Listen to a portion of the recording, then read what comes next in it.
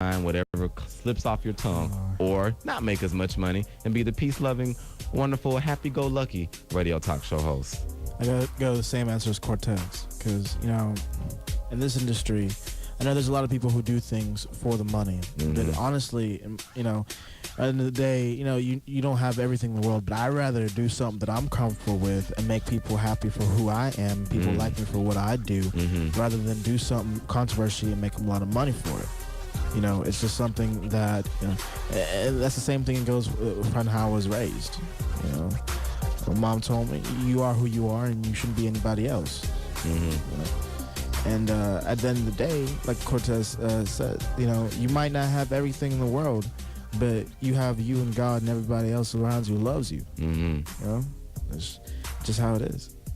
Sam, being a frequent guest of the shows here that we do at WLJS, let's just say if you had the chance to make a controversial statement, even as a guest, and let's just say within the world of 2012, radio reality shows are quite a hit. You say something very controversial on somebody's show as a guest, and all of a sudden they say, well, if you do or say these things, we'll give you a reality show. And I'm being quite serious, because things like that happen all of the time. I'm not sure if anyone out there watches VH1. This is probably more of the 18 to 30 crowd, but there was a show on the VH1 network back in the 2007-2008 era called Flavor of Love. There was a young lady on this show named New York. Yeah. I believe her real name was Tiffany. Tiffany somebody. Yeah. Her name was Tiffany something. Well, anyway, this Tiffany girl, a.k.a. New York, was on this reality show on VH1 called Flavor of Love, in which she basically harassed every single girl in the house, cussed every girl out, and tried to fight every single girl within this mansion that they were all living in, trying to date this rapper Flavor Flav. At the end of the show, one of the girls would have a chance to be Flavor Flav's wife or girlfriend, whatever the term is that they want to use, and basically get all his money and just drown themselves in his wealth. Well, anyway, New York was basically the baddest girl on this show, and she got to the point where she was so crazy and so out there that VH1 literally offered her a reality show. And her reality show was called I Love New York, and it ran about, 3 or 4 seasons. She actually became very successful after that. So 2 or 3 seasons. Yeah, 2 or 3 seasons. And then she got about 2 or 3 more shows after that. Yeah. So, Sam, being a regular guest here on these shows at WLJS, do you feel that things that you do and say, even though it may be bad, do you think that it's worth doing because of the fame, the wealth, the fortune, and possibly the money? It's okay to answer honestly. Keep it real. Yeah, keep it real. Keep it real, man. That's what we do on this show. We do keep it real. We do. Real. We do try our best. I mean, would I love to have my own reality show? Yeah. I was about to say yeah. But yeah, I would definitely love to have my own reality show, you know what I'm saying? Because I watched those shows. I watched New York from when she started on Flavor Love 1 to her own little own show she had, a little skit she had. So, I mean, and you can always tell that they get on there for that. You can tell who's really there. Honestly, most of them really don't be there just for that. I mean, they already know that they do this, somebody's gonna, catch their attention and, look at them and everything. So would I do it for that? I mean, I don't think I would lose myself to the world. I guess I wouldn't see myself selling my soul or anything, if to say like that. So I mean, I guess I would. I was Keep it real. I wouldn't say nothing. What you mean by the comment? How bad the comment had to be? Okay. Something like Imus said, or something like that. Like I would possibly something like Don Imus, or something that Howard Stern said in regards to Gabourey Sidibe. Well, that was like TV and radio. It's like two different things in sort of way. I mean, like with TV. On TV, the actors. Might as well say, man. Ain't none of that. You don't think radio is acting? Yeah, radio is truth. We say what we can, do what we do. With TV, because you know a lot of people that have TV, they watch TV and stuff like that. But you know, with for instance, for New York, in a way, people want to see, oh, what she's going to do next. So like same with radio. So with radio, they don't give you spin off; they keep you on. Yeah, yeah, you know, so they keep you on all the time. Because like she was on, even on Flavor 1 2, and she was in the last, and she got rejected again. It was like, oh, what's she going to do now? Yeah, you know? What's she going to do now? She's like, going to come out with her own show. Wow, it showed it like right after that show ended. It showed that she's coming out her own show. Like we didn't know that was going to come sooner or later. You know. And then, so what they're gonna do with the people who was on her show? Oh, they're gonna give them their own show. Real and Chance have their own show. Yeah, they even had one show with all the reality people saying "I love money."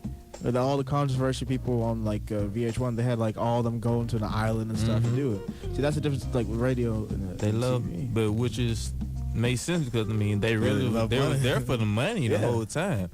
So I mean, I guess for me, because I don't, you know, they say what goes around, you know, well, I don't want to say what goes around comes around. That's lame. That's a cliche. Everybody says that. You know, I believe in Newton's third law of motion, which says for every action, there's an equal and opposite reaction.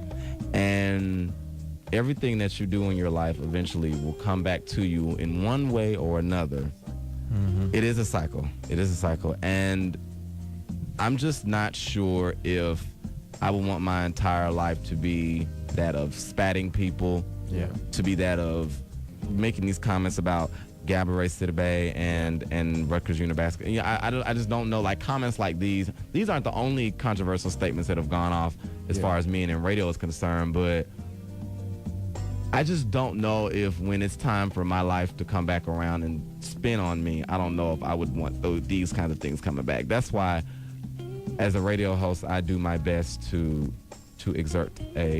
display a positive image, a positive, well-rounded image. Because when it's time for that boomerang to come back around, I want that same positive, that same love, that same wonderful, gracious energy to come back to me that I gave out all these years. You never want like the last image of people to know you about like. With Stern or Imus, like people will always remember them for them comments that they made. Yes. Or for that, like anything that happened. You're right. So I mean, even though you know that meant years from now, but I already knew like what you were talking about. You talked about that. So I mean, and how you say everything goes around. Like you know, at the end of the day, when we in our grave, you don't want people to remember you about that because the last image they have you always lasts. And so I mean. I would say like the worst rap you can get right now probably be, I don't know if y'all follow Paterno, but the little thing that happened with him. Joe Paterno, the head coach at Penn State. The last image that people have of him is not about all the wins that he did. Is that he got fired? It's about the fired and the scandal. Oh wow! And that's gonna last because then the man he couldn't even like come back and and help himself because you know he passed away right after that. 2 months. 2 months later, after he was fired because of that situation. Oh my gosh! Wow, that's tragic. You don't want that to be like the last thing people remember of you. And like that's gonna be what some people remember of him. And all the wins he had all that really don't even matter right Don't now. even matter. It doesn't even matter anymore. It don't matter. It really doesn't. And see, when we think of people, I guess I haven't had the opportunity of listening to Rush Limbaugh. But one day when I have some time to actually sit down and listen to his show, I will. See, I guess I'll say he's a very extreme, out there kind of talk show host. But then again, some people may say that I'm extreme and out there. I guess for me, I think that there are two different kinds of extremes and two different kinds of out there's. Like there were many people who said that I took a step in doing the show that we did last week for the premiere on hazing, which was our season 2 premiere last week. a lot of people said, "What are you doing? Are you crazy? Why are you doing a show on hazing?" Because it's so secretive. Hazing is something that happens in dark areas, dark corners of the world, and it's not told about. It's not talked about. It's not reported. It's not something that people just come out and just talk about. Yeah. And so that's why I said that was a very special on the radio. Yeah, a special on the radio. Especially on the radio. Especially on the university level. Yeah. You might see somebody maybe like Oprah or Steve Harvey or Tom Joyner do something on their show, but here on the university, on the college level, you don't see a lot of people doing things like that. And so a lot of people the reason why I say that is because somebody came up to me throughout the course of this week and said that I was like the Rush Limbaugh of Jacksonville State University, and I took offense to that. I said, whoa, what are you trying to say? And then he said, no, hear me out.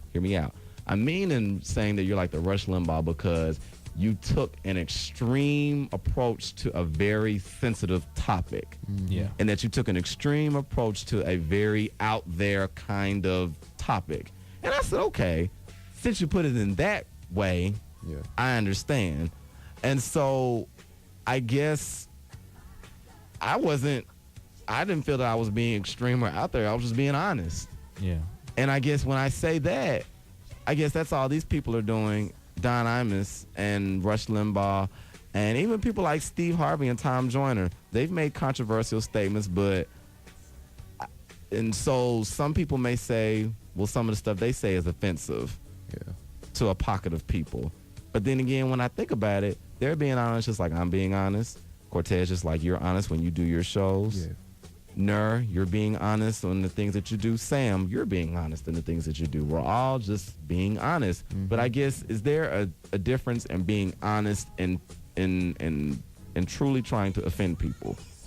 Do you think there's a difference? I mean, sometimes when you too honest, people get offensive about it. Like, say for instance, someone might say, "Just be real with me." When you be real with them, they take offense. Like they get mad, and then you just say, "You just told me to be real with you," and I did. As and if like, they're trying to give the impression that you're gonna lie about it. No, not saying like they can take it.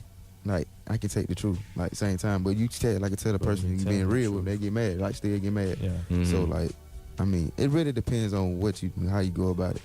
Basically, I'd rather you get mad at me now with me telling you the truth than later on if I would lie. That's how I am. I'd rather tell you the truth now, so I won't have to deal with you later on. I won't have to deal with the lies later on. So, Being men surrounded in the world of radio, do you think it's hard for us to just be honest and tell the truth? Do you think sometimes it's easier for men to sugarcoat things and maybe not say things that they really want to say? Do you think it's hard telling the truth sometimes? Sometimes, yeah. I ain't gonna lie. Yeah, sometimes it is. Yeah, because I know. Why you think it's hard, Cortez? Every man ain't gonna always just come out and flat out just tell the truth. Because everyone human. Everybody human. So and everyone men. So you really ain't gonna quite find nobody just come out and tell the truth. They might hesitate. You might catch somebody that hesitate. They might tell you the truth straight off, but they gonna hesitate, think about it. And sometimes they may lie, and they might come back to you later on and tell you the truth. Basically, that's what I think. Nur, do you think it's hard for men in the world of radio for us to be honest and to be straight up and just tell the truth about things, how we feel? Well, honestly, I haven't encountered myself in that position, but like on a daily basis, when people tell me to be, truthful to them, I have a tendency of not telling people something that would hurt them. And so I do sugarcoat things in the best of ways. Try to avoid them being hurt or looking hurt in that type of way. It's just difficult. It's something I just don't want to do. And when the truth does come out, I try to tell it in the longest fashionable that I could. So they can embrace it. But and when it goes to radio, I haven't encountered that point. Where I have to be honest. And give my point of view. Yeah, especially right now. Practice DJ. Yeah. We practice DJ. Yeah, we don't have those privileges as a practice DJ. But you will soon when you get when you get a show here. Like for doing the show and stuff, I have myself to express myself in a way. Yeah. And I guess the way, for me being a radio talk show host, sometimes I feel that sometimes the truth is just better just to say it, because I feel that your listening audience will benefit from it in the end. Your listening audience will benefit. Not only will they benefit, they will respect you for just being able to be honest and just tell the truth about something. Think about it. Yeah. Think about it. I mean, and if you just say what it is that is on your mind, they'll know that it came from a genuine place. Yeah. It came from a place of honesty, and it came from a place of trueness, of realness. Yeah. And if you feed your listening audience a bunch of garbage, then you lose trust with them. You lose your base. You lose the one thing that's keeping your show going, and that's your audience. I see exactly what you're saying. Yeah, I see. Yeah. So in that case, yes. Yeah. I would not sugarcoat nothing. Yeah. Because like sometimes I give advice on my shows, like saying like, for example, success, and like don't ever give up on your goals. Like always, no matter what people tell you, keep striving forward because you can make it. No matter what it is, you